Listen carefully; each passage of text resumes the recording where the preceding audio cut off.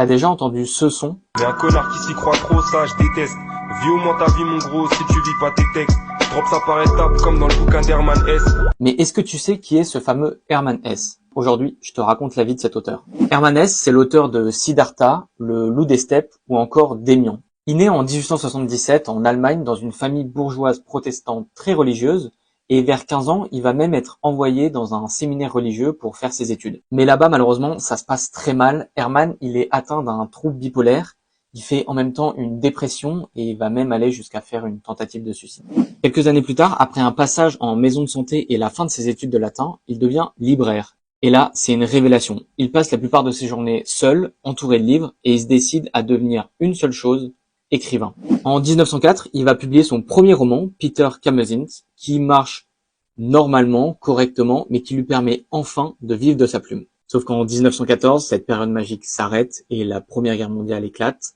Herman Hesse, il va vouloir participer au conflit, mais malheureusement, il va être jugé inapte, notamment pour une mauvaise vue. Mais ça va pas l'empêcher d'aider à sa manière les prisonniers allemands, et notamment en devenant libraire pour les prisonniers de guerre en Allemagne. En gros, il rassemble des livres et il envoie des romans allemands, mais pas que, aux soldats.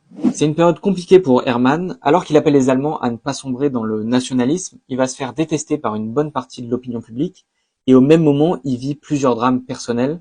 Son fils tombe gravement malade, son père décède, et sa femme développe des signes de schizophrénie. La vie d'Herman s'effondre petit à petit et il va alors commencer une thérapie. Après une période de doute, Herman va mieux et la fièvre de l'écriture revient, et justement, il va s'inspirer de cette période où il a découvert la psychanalyse pour écrire en 3 semaines seulement son roman Démion en 1919. Le roman devient un classique instantané, il réhabilite Herman Hesse dans la société allemande et ça y est, sa carrière d'écrivain est enfin lancée et peut se dérouler normalement. En 1922, il sort Siddhartha, un roman extraordinaire sur la philosophie indienne qui raconte une vie alternative d'un Bouddha.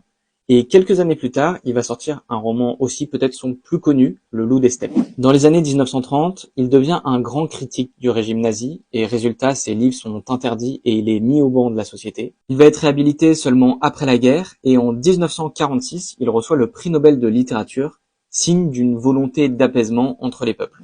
Herman Hesse, il meurt finalement en 1962 et laisse derrière lui de véritables chefs-d'œuvre qui influenceront toute une génération d'artistes jusqu'à Népal.